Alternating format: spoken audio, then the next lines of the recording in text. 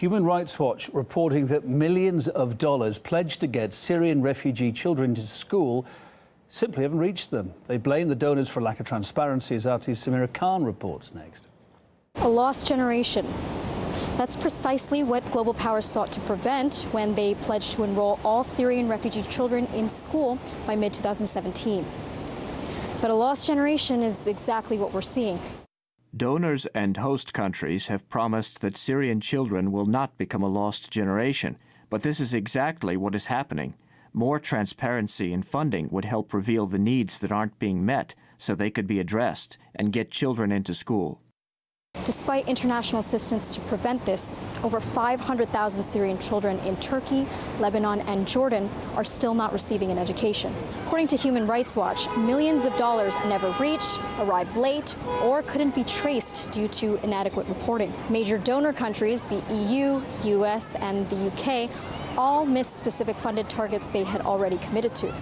The United States is announcing our latest contribution, new funding specifically to support schooling for 300,000 refugee youth in Jordan and Lebanon. First of all, I would like to thank countries like Jordan, Lebanon, and Turkey who are willing to accommodate these people. They need our support. For 2016, the federal government would like to pledge 1.1 billion euros for the humanitarian aid programs of the United Nations. That was winter 2016. When the school year began, host countries Jordan and Lebanon were both massively underfunded. Winter 2017, same problem.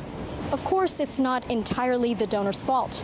Certain policies of host countries have also created obstacles. In some Turkish provinces, Syrian refugees face delays in getting the identification required to enroll in public schools. And Lebanon hasn't even issued work permits to Syrian refugees. And as a result, families are often unable to afford school-related costs, pushing kids to work instead of going to school.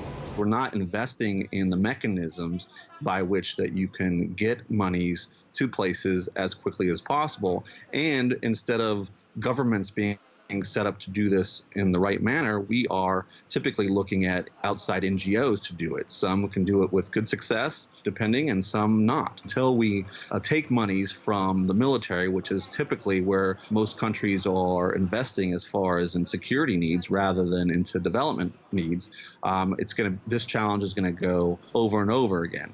So while they may have good intentions, the international community may still be held responsible for helping create a lost generation. Sameera Khan, RT, Washington, D.C. Well, in fact, Syria, it seems, is on the verge of an educational crisis with 1.75 million children unable to get to school and 8.4 million Syrian children inside and outside the country are in need of humanitarian aid. Investigative reporter John Griffin says that the lack of education, for a start, may lead to breeding more terrorism. As far as underdeveloped countries, corrupt dictatorships, there's an active effort to steal aid money, and that deprives people at the worst possible place in their lives of the support and the assistance that they need. And look at terrorism in the region. People who get involved with terrorism are usually the same kind of people who would be involved with violent crime on our streets in Western countries. They're disadvantaged youth. They're people that need a reason to exist. They need a purpose. They haven't been able to find that purpose in traditional means like employment or study because those things aren't available to them. So they turn to violence. They turn to terrorism.